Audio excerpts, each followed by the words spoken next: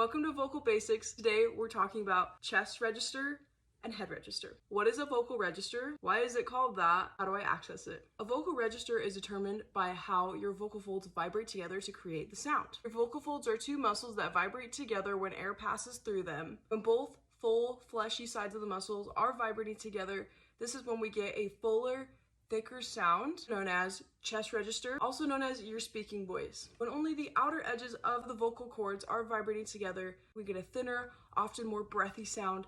This is what we call head register or head voice. Why is it called chest and head voice? These are terms that we used to describe how the voice feels in the body a long time ago, and we kind of just stuck with them. If you put your hand on your chest and you speak relatively low or in a lower part of your range, you can feel it vibrating in your chest. Just because you can't feel it vibrating in your chest doesn't mean you're not in your chest voice. Head voice, oftentimes people can feel it resonating in their head, and this is why they call it head voice. How to access it? Like I said, your chest voice is your speaking voice, believe it or not. What's the difference between speaking and singing? Elongated notes, melodic, stylistic elements. Right now, I'm speaking on this note, and if I just elongate it, I'm singing. A trick that you can use, that I use oftentimes with my students, is we do an exercise I call nasty. You're gonna say nasty, nay, nay, nay, nay, nay. Where you put nasty, where you said it, I want you to sing on that.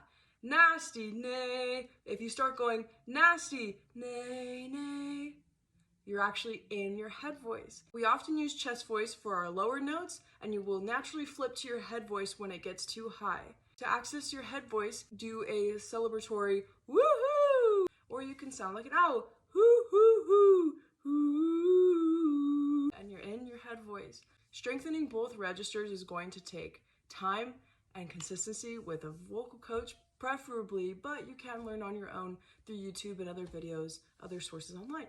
Audible example of what chest voice and head voice sound like on the same note. Ah, this is my chest voice. Ah, this is my head voice. You see how in my head voice it sounds thinner and quite breathier than my chest voice. So use nasty, nasty, nay, nay, nay, nay, nay. Use woo for head voice. Woo! Have fun, hope this helped.